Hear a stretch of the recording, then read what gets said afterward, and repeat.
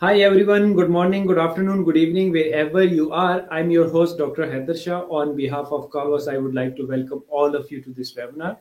Thank you very much for joining us. Today we have another very interesting topic, and I'm really honored to welcome and introduce our distinguished guest speaker who is going to talk about the cross-cultural negotiation, insights and tactics from the off-state framework.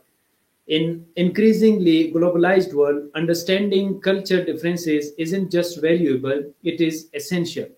This session will explore how off-street culture's dimensions can help us navigate negotiation across borders, build trust, and achieve mutual beneficial outcomes. Indeed, very interesting topic, and I'm sure you will learn a lot from this session because we have an expert with us in today's this session. So stay tuned because amazing stuff are coming ahead in this session. So before we start, I would like to thank Kalwas for arranging such enlightenment sessions for their support and providing us such a wonderful platform. The aim of Kalwas is to give you the opportunity to connect and interact with world-renowned speakers, academic leaders, teachers, authors, researchers, experts, professionals, and businessmen to learn from their experiences, recommendations, and suggestions which will create an impact and will enable you to learn and develop yourself in order to grow and transform individually, as well as to contribute to the world in a positive way. As our slogan is come, learn, and share knowledge. So today we have amazing person as guest. He is a well-known person in academia, a person engaged in a multiple activities simultaneously, contributing in numerous ways and having a vast experience and exposure. So let me introduce him formally. He holds a PhD degree. He's a faculty member, a lecturer, researcher, and he served on multiple posts on different directors level. He's the editor in chief as well of the journal. He remains the participant of the keynote. He presented his papers and publication internationally. Along with that, he's a international trainer as well. Last but not the least, he's a wonderful speaker, author, teacher, researcher, trainer, and educator. So please help me in welcoming our guest for today. So we have invited him for the third time, Dr. Sigit Rekhayano. Welcome to the Calvas platform, and thank you very much for joining us again, Prof. Thank you, Doctor. This is another honor for me to share my knowledge with you and the audience. Yeah, thank you so much. And because of your wonderful knowledge and wisdom, we have invited him for the third time to share his knowledge and wisdom and to share his experiences with our audience from around the globe. So, over to you, Prof. Thank you so much. Most welcome, Doc. Everyone, good evening. This is the third time for me to be invited by Dr. Haider Shah. Well, ladies and gentlemen, thank you for joining this sessions. I would like to deliver inter or cross-cultural negotiations from the viewpoint or from the lens of Hofstede, the six dimensions of culture. I would like to switch to the next, ladies and gentlemen. Again, thank you very much for making effort creating this flyer, Dr. Haider Shah. Ladies and gentlemen, I created today's delivery based on several certificates I got. The first is International and Cross-Cultural Negotiations from ESSEX. Then Managing Conflict and Programs and Projects with Cultural and Emotional Intelligence. That's the second from University of Maryland. Then Storytelling and Persuading using Data and Digital Technologies. And second to last, that's Rhetoric, the Art of Persuasive Writing and Public Speaking from Harvard University. And last of all, this one, How to Influence the Consumer Behavior to Drive Sales by Jonah Berger from Wabi. So these are among certificates I used to combine my knowledge I am presenting today. Well, everyone, what if billion-dollar deal failed, it is not because of your strategy was wrong, but it is because you smiled at the wrong moment. So again, billion-dollar deal failed, not because your strategy was wrong, no, but because you smiled at the wrong moment. It seems very simple, but the result can be catastrophic. Well, ladies and gentlemen, in today's AI-driven world, negotiation is no longer just about logic or price. It is about culture, context, and connection. One cultural misstep, for example, too much eye contact, too little silence, and the wrong greeting, can derail partnerships, dissolve trust, or even end business before it begins. Then, everyone, let's uncover how the 6 cultural dimensions by Hofstede can make or break our next global negotiation.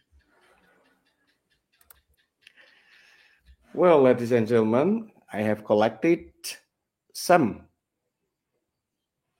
cases, world cases, from the viewpoint of the 6 cultural dimensions, what cultural crash it created and what loss it created. Some are here. The detail will follow, ladies and gentlemen. Then I would like to organize my presentation today to introduction. I already presented the introduction, and then I would like to move to negotiation. Next, I will go to the main, that's navigating inter or cross-cultural negotiation through Hofstede's cultural dimension. Then, before I close, let's learn the lessons left for us.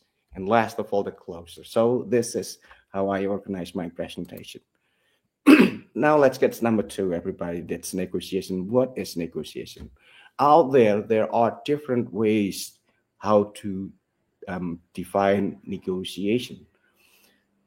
Lay people may define negotiation as simply talking or discussing what I get, what you will get. No, everybody, that's not that simple thing. Well, I present this based on Barry Nilboff's concept of dividing the pie in negotiation. So negotiation is about the pie we have, what we are going to have from the pie, and what we are going to do with the pie. First, everyone, in negotiation, the pie means the total value of benefit that the two parties or parties involved can create by working together.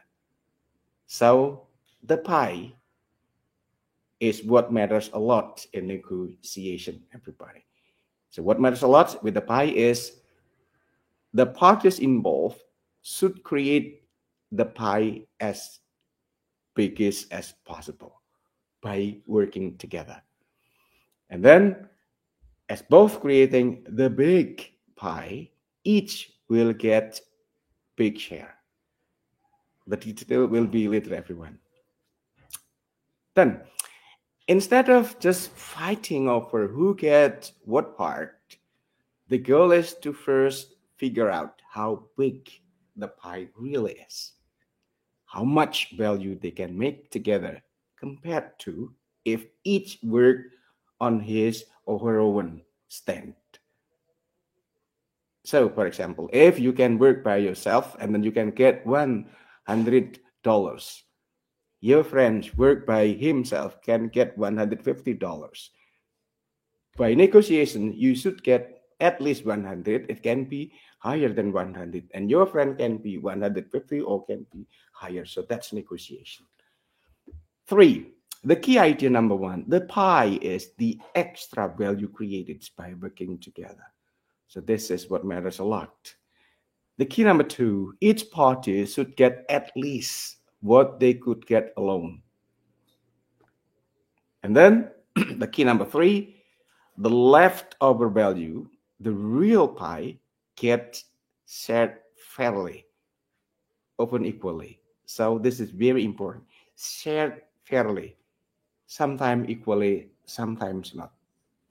But it must give each party at least the same, but hopefully higher or better or more than what he or she gets when he or she fight alone.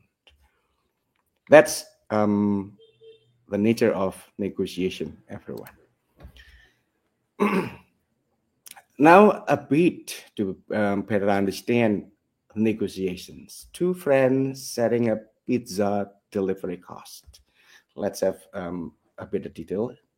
Say, two friends, Alice and Bob, want to order a pizza together and split the delivery cost. The pizza costs $20. Delivery fee is $10. Then Alice lives close to the pizza place and would pay $7 delivery if ordering alone. Then Bob lives further and pay $13 delivery if ordering alone. Now the question is, how should they split the $10 delivery fee when ordering together? Step 1. We need to calculate what each pays alone without cooperation. So let's figure out. Alice pays 7 for delivery if alone. Bob pays 13 for delivery if alone. Step number 2, calculate the total pie, the value of cooperating. If they order together, the delivery fee is just 10 total, saving them 10. 7 plus 13 equals 20, but now only 10. Then the pie here is the 10 they save together by sharing the delivery. Step 3, split the pie fairly. Each friend those involved should get at least what they would pay alone, at least. So Alice would not want to pay more than 7. Bob would not want to pay more than 13. The extra 10 saving from cooperating is the pie, and it should be split fairly. If they split the 10 saving evenly, each saves 5 on delivery. The extra 10 saving from cooperating is the pie, and it should be split fairly.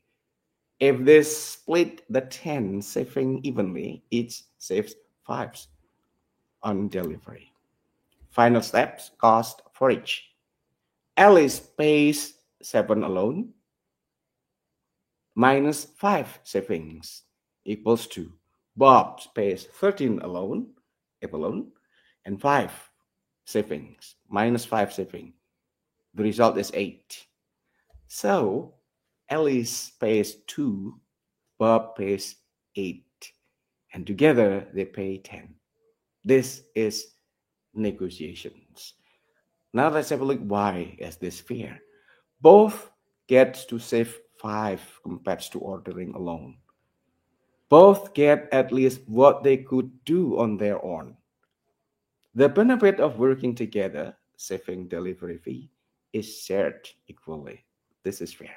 It's negotiation, everyone. To put in brief, ladies and gentlemen, when we talk about negotiation, we talk about how to get much more values together compared to what we can get if we work by our own alone, separately. So by joining forces, we expect we get more than when we work alone. So this is negotiation, ladies and gentlemen.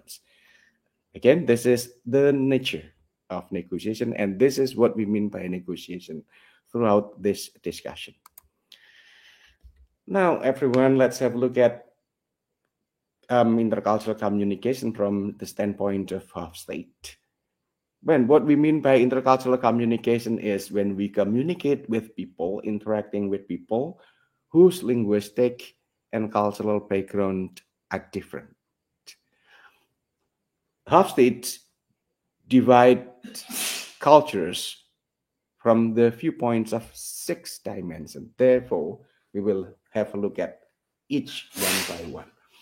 Now let's have a look at an examples of conversation involving one from South Korea and another from the Netherlands, representing different cultural backgrounds. I would like to specify this from the dimensions of indulgence culture. Smiling warmly, it's such a pleasure to finally meet you in person, Miss Kim. I suggest we start with lunch and some wine. After all, good food and relaxed talks help with creating thinking. That's Anna, Netherlands. Mr. Kim, South Korea, lightly bows. Thank you, Miss Anna. I believe we can move straight to business. Time is precious, and we have much to discuss. Anna, oh, come on. We can mix business with pleasure. Our company culture thrives on fun. You will see it improves productivity, and so on and so on. I would like to skip because this is a long one. Then let's have a look at from the conversation the intercultural communication breakdown, because both comes from different linguistic and cultural background. Misinterpretation of warmth. Anna's informal and cheerful behavior aligned with indulgent culture was perceived by Mr. Kim as unprofessional. First, misunderstanding. Second, conflicting motivational assumption. Anna saws enjoyment as motivator. Mr. Kim saw it as a potential distraction. Complete different worldview. Value of discipline and enjoyment. Mr. Kim valued discipline and modesty as key to success, while Anna promoted openness and casual celebration. Different concepts of relationship building. Anna believed in mixing personal and business interaction, while Miss Kim favored formal, structured engagements. Different interpretation what considered to be good in business. So this terminates in intercultural communication breakdown. Let's move, ladies and gentlemen. Now let's move one by one dimension. The first is power distance index. What we mean by PDI is the degree, briefly speaking, everyone, you can learn by yourself on the webs of the 6 dimensions of culture by Hofstede, is the degree to which power and hierarchy are accepted in a culture.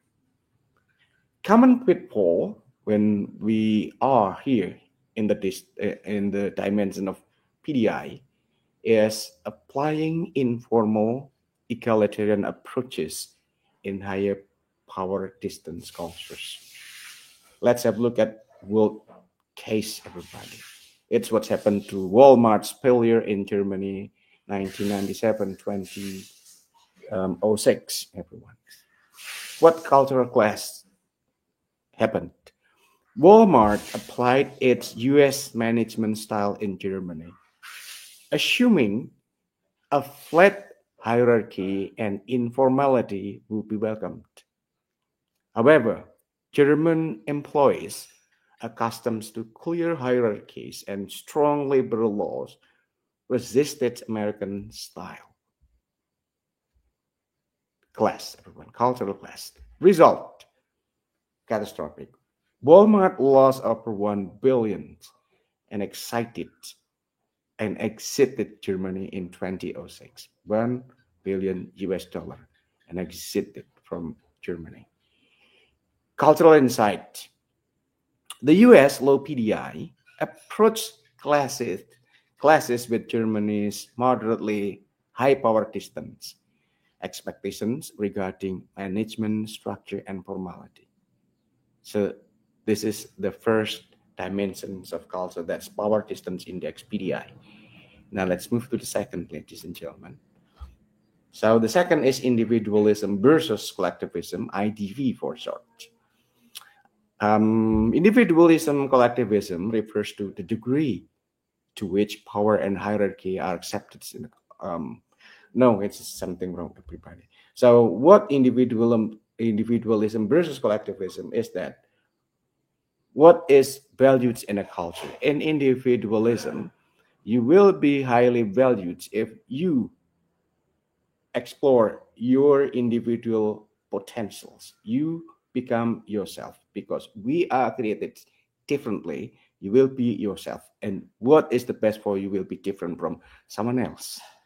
While in collectivism, everybody, you will be considered to be or will be highly valued if you can conform with the values, with the rules where you live, in the society where you live.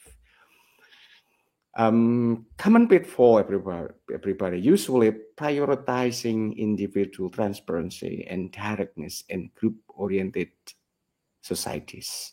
So prioritizing individual transparency and directness in group-oriented societies. In other words, group-oriented societies is collectivistic culture, while individualistic transparency is the value highly esteemed in individualistic culture.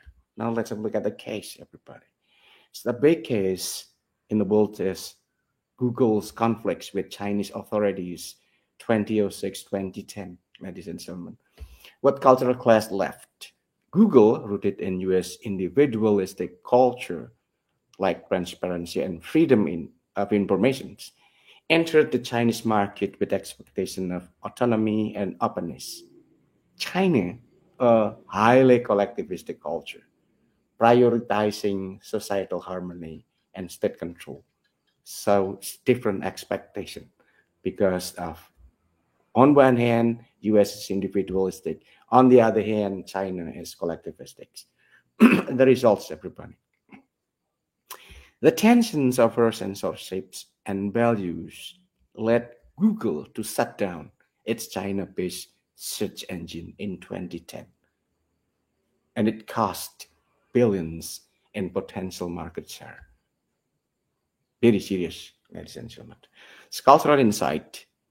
Google's individual stance was fundamentally at odds with Chinese collectivistic characteristic and emphasizing on conformity and national interest. That's the second, individualistic versus collectivistic. Now let's move to the third, that masculinity versus femininity, for short, MAS.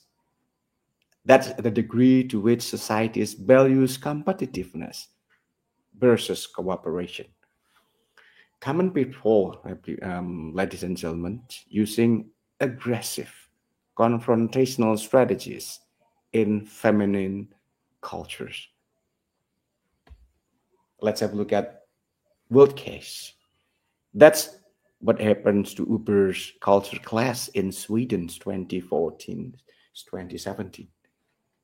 What cultural class it left? Well, Uber, with its masculine, aggressive US business culture, risk-taking assertiveness, expanded to its feminine cultures like Sweden, where collaboration, equality, and social harmony are highly valued. Uber's disregard for local regulation and confrontational expansion style caused public backlash.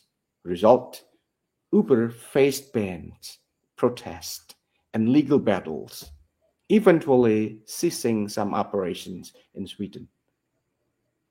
Cultural insight. Uber's masculine tactics clashed with Sweden's preference for negotiation, legal consensus, and social responsibility. This is the third masculinity versus femininity, mass, in short. So let's move to the fourth, everyone. So this is the fourth, Uncertainty Avoidance Index, UAI. It refers to the level of comfort with ambiguity in unstructured situation. Common pitfall we can see here in this dimension is using flexible, informal procedures in high UAI cultures.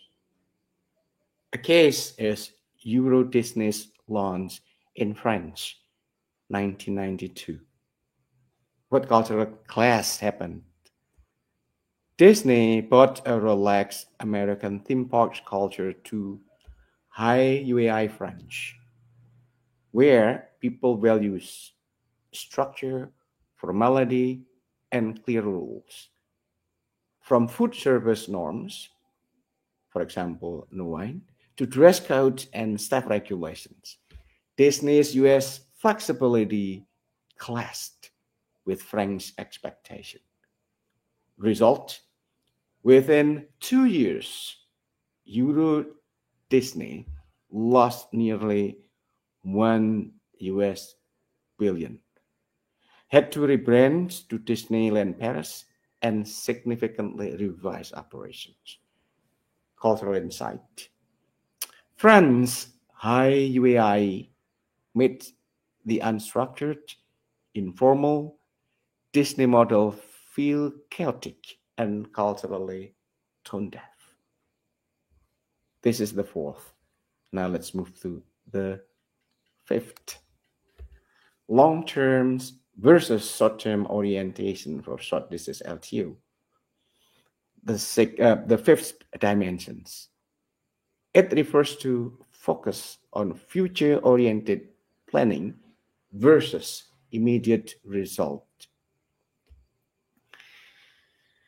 Common pitfall, ladies and gentlemen, is expecting fast returns from long-term focused business cultures. It's different perspective. Case: Western investors' frustration in South Korea's, I don't know how to pronounce because this is Korean, chaebol system. Cultural class: Western investors focus on short-term returns, often clash with South Korea's long-term oriented chaebol, family-run conglomerate culture, where sustained growth, family legacy, and slow restructuring is highly valued. And the results, ladies and gentlemen, disagreement leads to block merger and capital flight. For instance, Elliott Management attempts to block Samsung's merger in 2015, which was failed, costing tensions and financial losses. Cultural insight: short-term ROI goals did not align with Korean expectation of long-term visions and family continuity. This is the fifth dimension in Hofstede. Now let's move to the last. That's the sixth, ladies and gentlemen. So the last dimensions in Hofstede's cultural dimensions is indulgent versus restraints, IBR. IBR refers to the degree to which societies allow free expression and enjoyment. The common pitfall, we can say, is using expressive, indulgent marketing in restrained cultures. Case: Heineken's advertising challenges in Middle East market. Cultural class: Heineken, a Dutch company from an indulgent culture where open expression and alcohol promotion are common, tried to market beer in restraint-oriented cultures with strong religious norms. the Gulf countries, say Saudi Arabia or UAE. Results: censorship, backlash, and strict advertising bans led to pulled campaigns and major brand localization challenges. Cultural insight, ladies and gentlemen, indulgent marketing was culturally inappropriate in Western cultures that limit expressions of pleasure. So those are the 6 dimensions of culture in Hofstede from the perspective of intercultural communication in business.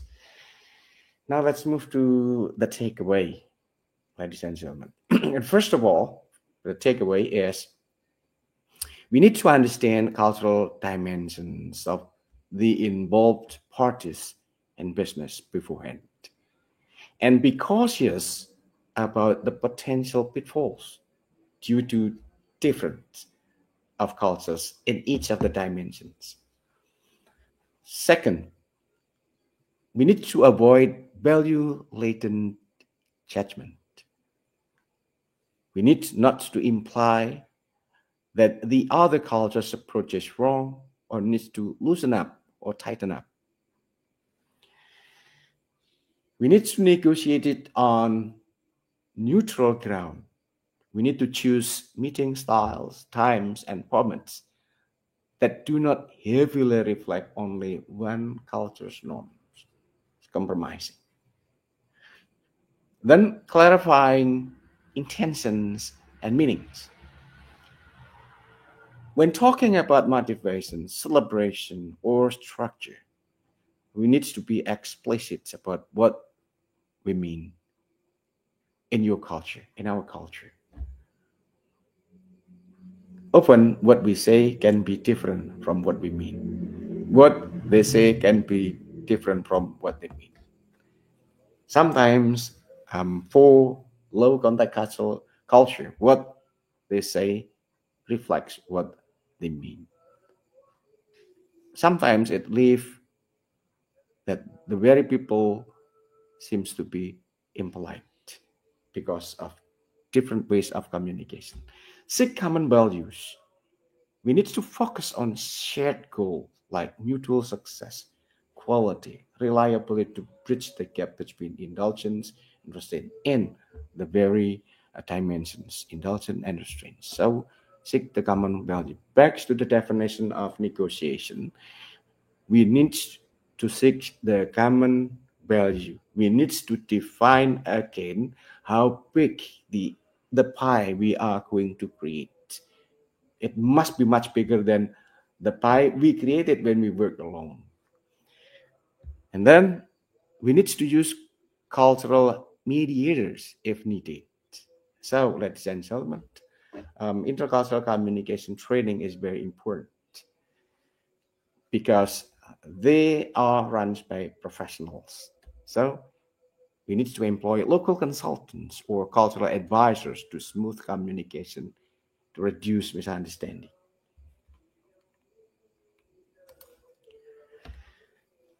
Then, this is closure, everyone. In a world led by AI, the competitive edge belongs to those who understand people. So let me repeat.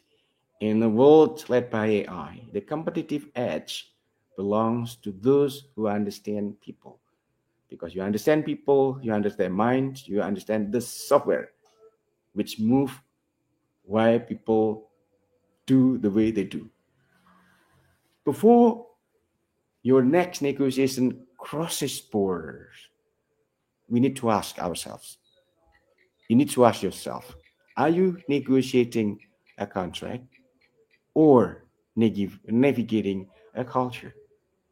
This is very important, everyone.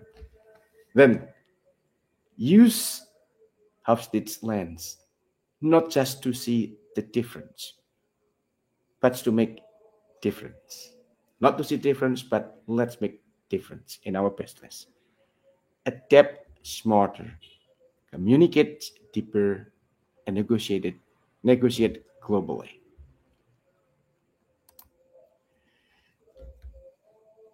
So, ladies and gentlemen, start applying these cultural tactics today and turns every intercultural challenge into an opportunity.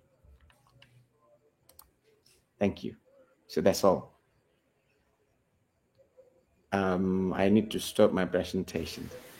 Yes, Prof. Thank you very much. And Prof, I really enjoyed the way you describe each and everything. Very comprehensive, a wonderful presentation, and the powerful content you shared with our audience from around the globe. I like the way you just came up a lot of wonderful real world examples with along with the each type of dimensions, which was self explanatory, and you elaborated very nicely, and you have made the slides in a way that even the beginner of the study would understand in a very simple way. So I like the way you just explained very calmly and came up with the wonderful examples to illustrate it. I think it was a great way to explain, and I just like the way you explain each and everything. I could see that it was almost 28 slides, but you explained in a very nice, wonderful way that you made it like a storytelling.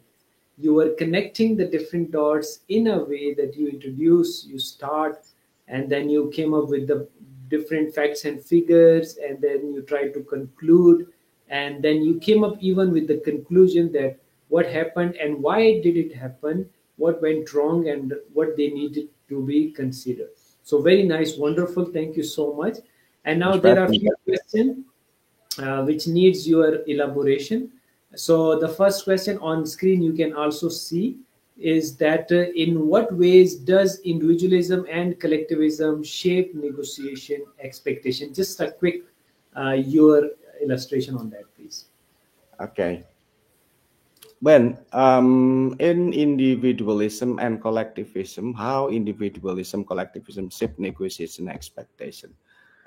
Well, in individualistic cultures, what is highly valued is that you should be yourself, because each of us is created differently. We have our own potential.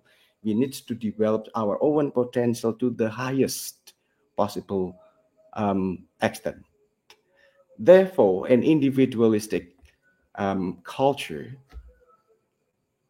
it will be completely different from, for example, from the other.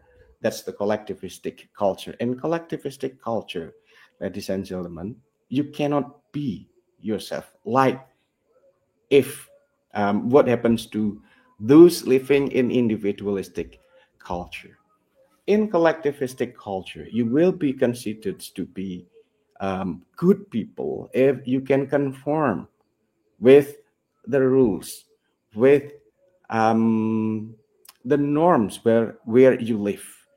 So you cannot completely become a free individual. Say, for example, if in individualistic culture, you can get dressed whatever the color you like, the size, as far as it fits you, that's okay. But it is not what happens to collectivistic culture. You may spend hours on before a mirror, fitting yourself, choosing the color. But I believe before you leave your house, you will think what our neighbor will think of the way I getting dressed. It's different. Then, what is the implication for negotiation? The implication for negotiation is that business rooted in individualistic cultures usually it is not so bureaucratic as collectivistic culture. The decision maker is usually already delegated to the delegates. It's not what the case with collectivistic culture. The president of a company is not the only persons who decide who create the decisions. Therefore, the president cannot make immediate decisions in negotiation. He or she needs to consult the seniors, the elites above him, above her. Therefore, it will create cultural clash. Individualistic culture business expect at the very time decision is taken, and it cannot. It is not what happened in collectivistic culture because the presidents of the business will consult to the elite, and it takes time. So this is what happened. If businessmen from collectivistic culture and individualistic culture, it happens such cultural clash. Thank you. Yes. Thank you very much for such a nice elaboration. And you have given very good example, one from the personal life and one from the business perspective. I think that was a very clear distinction that how the culture that influences if we belong to individualism or the collectivism both has its own implication on us. Very nice. And now the second question, which is also a kind of interesting question. They want to ask that how can professionals develop cultural intelligence to become more effective cross-cultural negotiator? Yes, your tips on that, please. Nice. Very nice question. How can professionals develop cultural intelligence to become more effective cross-cultural negotiator?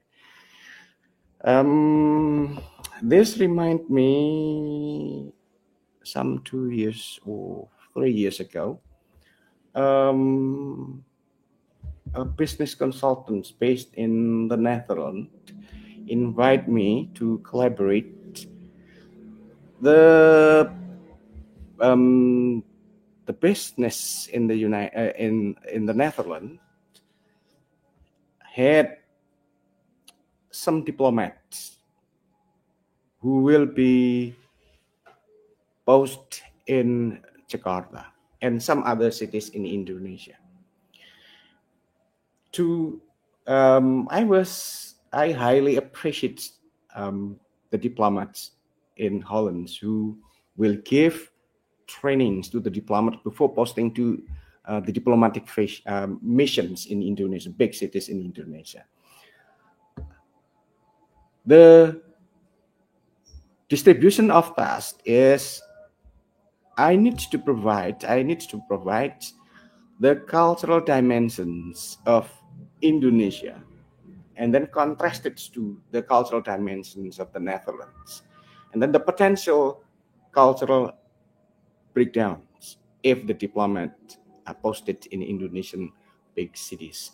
So rule number one, what we can do, professionals develop intelligence to become more effective for cultural negotiators is you can join trainings because they are run by professionals.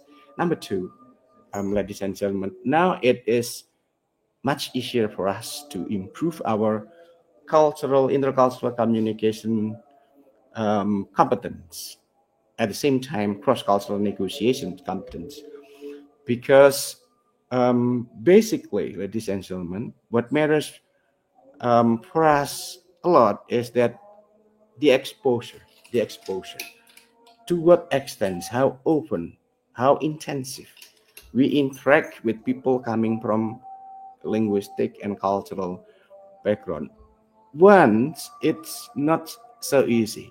For me, for example, years ago, to practice speaking English, I need to go to big cities like Yogyakarta or Jakarta. Now, every time we switch on our mobile phone, at the same time, we can meet people coming from different linguistic and cultural backgrounds.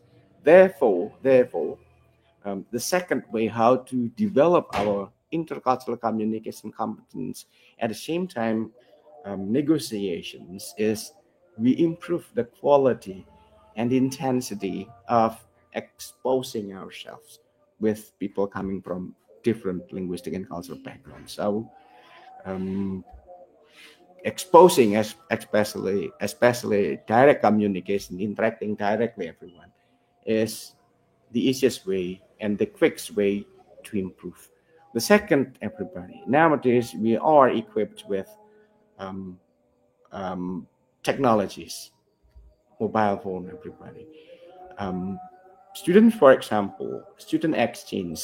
Several years we exchanging students coming from countries in ASEAN, everybody, Philippines, Malaysia, Vietnam, Thailand, and so on, is exchanging students. Before COVID, um, I give some tips and tricks how to get easily navigating Indonesian culture. Um, yeah, it's relatively take short times to improve their uh, cultural immersions. But when COVID hit us, we stopped, and then we evaluate. The following is we extend student virtually. Still, everyone, we can improve our intercultural communication competence and negotiation through mediated communication. It can be electronic mediated, it can be print mediated. So nowadays, there are always ways to improve our intercultural communication and negotiations. First, through training, second, direct interaction, and third, through mediation. It can be um, electronic mediation or print mediations. Thank you. It's a nice question. Oh, very nice. Thank you very much, Prof, once again for wonderful tips. And I think you have categorized one, two, three, which is very nice way for different people. They have access for a training, or they have access to for exposure. It depends on them. Very nice. Since we have time limitation, one last question, very quickly, please. The question is, what are the some unconscious biases that often surface during intercultural negotiation, and how can they be managed? Your tips on that, please. Okay. Um, the common pitfall, common pitfall, everybody, is stereotyping. Stereotyping. This the easiest way coming when we are interacting with people coming from different linguistic and cultural background. Um, why this happens? Because this is especially happen for those who lack of first-hand cross-cultural interaction. So basically, the more often we interact with people coming from different linguistic background, um, such biases, stereotyping will decrease.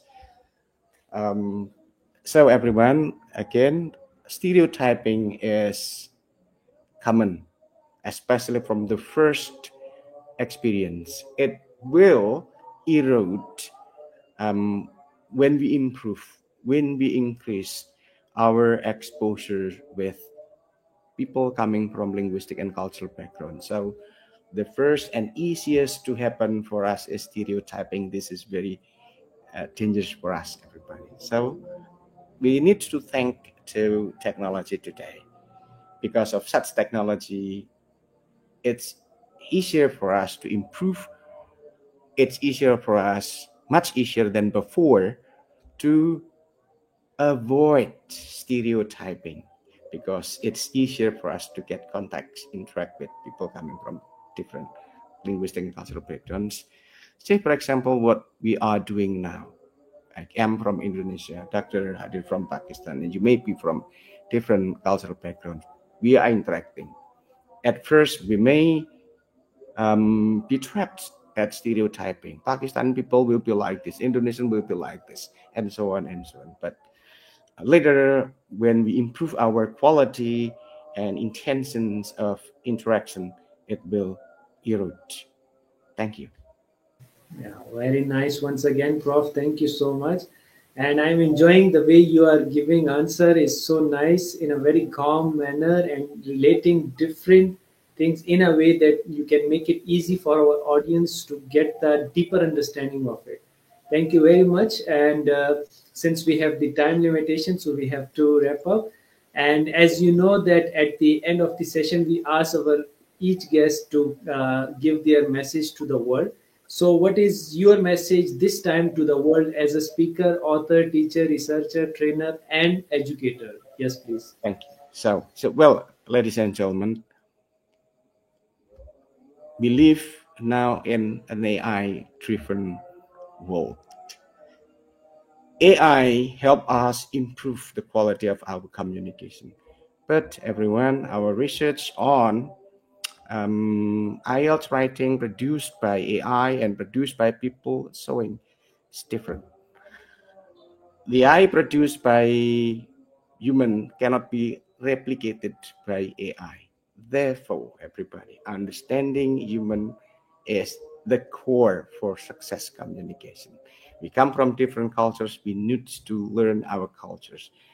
Once we learn our cultures, we respect each other cultures, and success will be assured. Thank you, everyone. Wow, what a nice message you have given. I think it's a very contemporary because now we live in the era of the AI and all the technology. And you have given a wonderful best message to the people that how can they be human?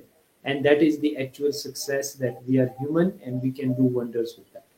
So thank you very much once again, Prof, for such a wonderful presentation and wonderful question answer session as well to the audience. Do follow our distinguished guest speaker through his research work, and you can email him for future learning and guidance. He's very generous and always ready to help the people. Moreover, wonderful explanation and powerful content which the guest speaker has already elaborated will help you to learn and develop your understanding regarding the cross-culture negotiation. So that's all we have time for today. And thank you once again, Dr. Sagid Rakayano, for your Thank you, Dr. Aidosa. Thank you, everyone. yeah, thank you so much. And I would like to thank our audience who joined us. If you have any additional questions about information shared today, please email us or connect to the speaker through his email address or maybe on social media. Thank you all for your support and liking our sessions. Stay tuned as many sessions are on the way. Please do not miss any session. And next session, take care of yourself. Bye bye.